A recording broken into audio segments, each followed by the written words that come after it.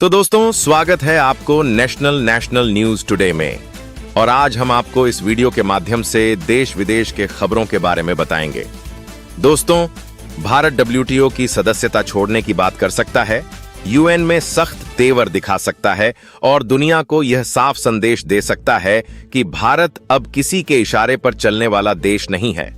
यह कोई भावनात्मक नारा या फिल्मी डायलॉग नहीं है, बल्कि उस बदले हुए भारत की सोच है जो अब वैश्विक राजनीति और अर्थव्यवस्था में अपनी शर्तों पर खड़ा होना चाहता है। आज दुनिया जिस मोड़ पर खड़ी है, वहां कागजों में लिखे नियम और जमीन पर लागू होने वाली हकीकत के बीच बड़ा अंतर पैदा हो चुका है। फ्री ट्रेड, बराबरी, नियम आधारित व्यवस्था और निष्पक्ष वैश्विक संस्थाओं की बातें अब सिर्फ भाषणों तक सीमित रह गई हैं। असल फैसले ताकत, दबाव और रणनीतिक सौदेबाजी के दम पर लिए जा रहे हैं। यूनाइटेड नेशन हो या वर्ल्ड ट्रेड ऑर्गेनाइजेशन, इन संस्थाओं की भूमिका आज कमजोर देशों को सलाह देने और उपदेश देने तक सिमटती नजर आ रही है, जबकि ताकतवर देश इन्हीं नियमों को अपने फायदे के मुताबिक मोड़ने में लगे हैं। आज की सच्चाई यह है कि फ्री ट्रेड और बराबरी की बातें तब तक अच्छी लगती हैं जब तक सामने वाला देश कमजोर हो। जैसे ही कोई उभरती हुई अर्थव्यवस्था अपने पैरों पर खड़ी होने लगती है, वैसे ही उस पर टैरिफ, प्रतिबंध और दबाव की राजनीति शुरू हो जाती है।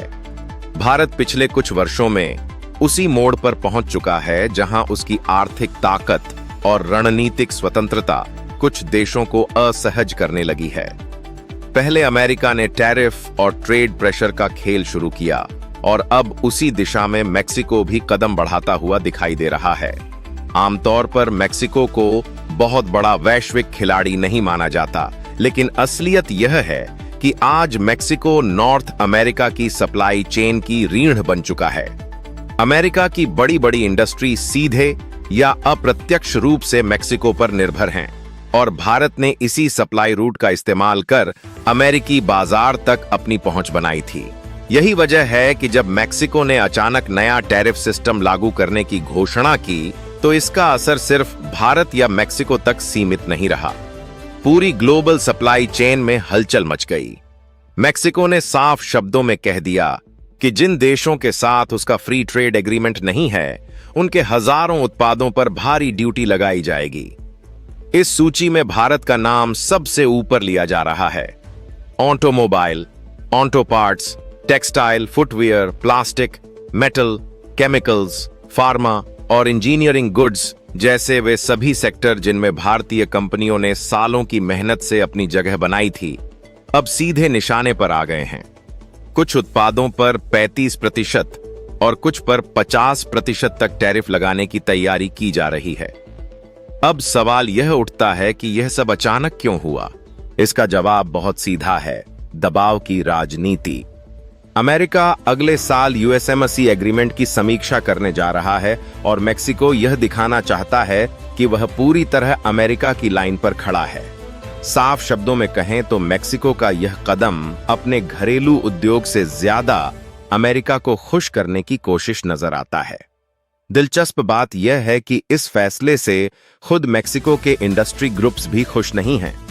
वहां के कारोबारी संगठनों ने खुलकर कहा है कि एशिया से आने वाला सस्ता और भरोसेमंद कच्चा माल अगर महंगा हो गया तो उनकी फैक्ट्रियों की लागत बढ़ेगी, प्रोडक्शन महंगा होगा और इसका सीधा असर आम जनता की जेब पर पड़ेगा। इसके बावजूद सरकार फिलहाल इन चेतावनियों को नजरअंदाज करती दिख रही है, शायद इसलिए क्योंकि मौजूदा वैश्विक हालात में अमेरिका के खिलाफ जाना मेक्सिको के लिए आसान नहीं है। इसी बीच भारत की स्थिति को समझना बेहद जरूरी है। भारत और मेक्सिको के बीच व्यापार कोई छोटा मोटा लेन देन नहीं है। 2044 तक दोनों देशों का व्यापार 11 से 12 अरब डॉलर के आसपास पहुंच चुका है। भारत मेक्सिको को auto parts, pharmaceuticals, chemicals, IT services और इंजीनियरिंग गुड्स एक्सपोर्ट करता है, जबकि मेक्सिको से भारत इलेक्ट्रॉनिक्स, ऑटोमोबाइल कंपोनेंट्स और इंडस्ट्रियल मटेरियल इंपोर्ट करता है। खास बात यह है कि मेक्सिको की ऑटो इंडस्ट्री में इस्तेमाल होने वाले कई महत्वपूर्ण पार्ट्स भारत से ही जाते हैं, यानी यह रिश्ता एक तरफा नहीं है। अगर भारत को नुकसान होगा तो उसका असर मेक्सिको की फैक्ट्रियों पर भी पड़ेगा। लेकिन फिलहाल मेक्सिको शायद यह मानकर चल रहा है कि भारत दबाव में आ जाएगा और चुपचाप नुकसान झेल लेगा। यही उसकी सबसे बड़ी गलतफहमी है, क्योंकि भारत अब वह देश नहीं रहा जो सिर्फ बयान देकर बैठ जाए। पिछले 10 सालों में भारत की स्थिति पूरी तरह बदल चुकी है। आज भारत के पास बड़ा घरेलू बाजार है, मजबूत मैन्युफैक्चरिंग बेस है, वैकल्पिक सप्लाई चेन है और दुनिया भर में बढ़ता हुआ कूटनीतिक प्रभाव है। भारत अब सिर्फ एक्सपोर्ट करने वाला देश नहीं है, बल्कि एक विशाल कंज्यूमर मार्केट भी बन चुका है। और यही बात मेक्सिको जैसी अर्थव्यवस्थाओं के लिए चिंता का कारण बन सकती है। अगर भारत चाहे तो मेक्सिको से आने वाले चुनिंदा उत्पादों पर काउंटर टैरिफ लगाकर सीधा संदेश दे सकता है। भारत का बाजार मेक्सिको से कई गुना बड़ा है और मेक्सिको की कई कंपनियां भारत को भविष्य की ग्रोथ के तौर पर देखती हैं। फार्मा, ऑटो और इलेक्ट्रॉनिक्स जैसे सेक्टर में अगर भारत सख्ती दिखाता है तो उसका असर मेक्सिको की कंपनियों को कहीं ज्यादा गहराई से महसूस होगा। लेकिन यह लड़ाई सिर्फ टैरिफ की नहीं है, असली खेल रणनीति का है। भारत पिछले कुछ वर्षों से लैटिन अमेरिका के दूसरे देशों के साथ अपने रिश्ते तेजी से मजबूत कर रहा है। ब्राजील, चिली, पेरू और अर्जेंटीना जैसे देशों के साथ भारत का व्यापार लगातार बढ़ रहा है। अकेले ब्राजील के साथ व्यापार 15 अरब डॉलर से ऊपर पहुंच चुका है, जो साफ दिखाता है कि भारत के पास मेक्सिको के अलावा भी कई मजबूत विकल्प मौजूद हैं। यहीं से डब्ल्यूटीओ और यूएन की भूमिका पर बड़ा सवाल खड़ा होता है। कागजों में ये संस्थाएं आज भी नियमों की रखवाली करने का दावा करती हैं, लेकिन जब बड़े देश नियम तोड़ते हैं तब ये लगभग मूक दर्शक बन जाती हैं। ऐसे में भारत जैसे देश के सामने यह सवाल स्वाभाविक है कि क्या सिर्फ नियमों की दुहाई देकर बैठा जाए या फिर अपने राष्ट्रीय हितों की रक्षा के लिए सख्त फैसले लिए जाएं। इसी संदर्भ में जब यह कहा जाता है कि भारत डब्ल्यूटीओ की सदस्यता छोड़ने की धमकी दे सकता है, तो इसे हल्के में नहीं लिया जाना चाहिए। यह कोई आवेश में कही गई बात नहीं है, बल्कि एक संकेत है कि अगर वैश्विक सिस्टम का इस्तेमाल भारत के खिलाफ हथियार की तरह किया जाएगा, तो भारत भी अपने रास्ते खुद तलाशने से पीछे नहीं हटेगा। आज की दुनिया मल्टीपोलर हो चुकी है और भारत उसमें एक अहम पोल के रूप में उभर रहा है। अमेरिका के भीतर भी भारत के खिलाफ टैरिफ और दबाव की राजनीति को लेकर असंतोष बढ़ रहा है। कई अमेरिकी सांसद और बिजनेस लॉबी खुलकर कह चुके हैं कि भारत को लगातार नाराज करने का सीधा फायदा चीन को मिल सकता है।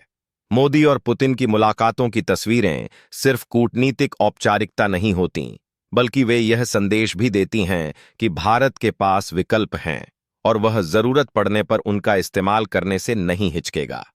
मेक्सिको का मौजूदा कदम भी इसी बड़े वैश्विक खेल का हिस्सा है, जहां छोटे और मझोले देश बड़ी ताकतों के बीच संतुलन बनाने की कोशिश में फंस जाते हैं। भारत के लिए सबसे समझदारी भरा रास्ता यह है कि वह 2 स्तरों पर काम करे। एक तरफ मेक्सिको के साथ बातचीत का दरवाजा खुला रखे और दूसरी तरफ यह साफ संकेत दे कि दबाव की राजनीति का जवाब उसी भाषा में दिया जा सकता है। यही वह संतुलन है जो आज की वैश्विक राजनीति में सबसे जरूरी है। न जरूरत से ज्यादा झुकना और न ही बिना सोचे समझे टकराव। भारत पहले ही यह साबित कर चुका है कि वह अपने एक्सपोर्ट रूट्स को तेजी से डायवर्ट कर सकता है। यूरोप, अफ्रीका, मिडिल ईस्ट और लैटिन अमेरिका में भारतीय कंपनियों की मौजूदगी लगातार बढ़ रही है। ब्राजील, चिली और पेरू जैसे देश भारत को भरोसेमंद साझेदार मानते हैं, क्योंकि भारत न तो राजनीतिक दबाव बनाता है और न ही अपनी शर्तें थोपता है। यह पूरा मामला सिर्फ भारत और मेक्सिको के बीच का नहीं है। यह उस वैश्विक व्यवस्था के खिलाफ एक बड़ी बहस है जिसमें कुछ देश नियम बनाते हैं, दूसरों पर थोपते हैं और खुद उन्हीं नियमों को तोड़ते हैं। डब्ल्यूटीओ और यूएन जैसी संस्थाओं की साख इसी वजह से कमजोर होती जा रही है। अगर कोई संगठन भारत के हितों की रक्षा नहीं कर पा रहा, तो भारत को यह अधिकार है कि वह अपने लिए नए विकल्प तलाशे। इतिहास गवाह है कि टैरिफ वॉर में कोई स्थायी विजेता नहीं होता, लेकिन जो देश सही समय पर सही चाल चलता है वही संकट को अवसर में बदल देता है। आज भारत उसी मोड़ पर खड़ा है। यह सिर्फ एक्सपोर्ट या टैरिफ का मुद्दा नहीं है, यह भारत की वैश्विक हैसियत और आत्मसम्मान का सवाल है। एक समय था जब भारत पर कोई भी देश पाबंदियां लगाता था और भारत सिर्फ बयान देकर रह जाता था। लेकिन आज हालात बदल चुके हैं। आज भारत की मैन्युफैक्चरिंग क्षमता दुनिया की जरूरतें पूरी करने की स्थिति में है। मेक इन इंडिया अब सिर्फ नारा नहीं, बल्कि एक सच्चाई बन चुका है।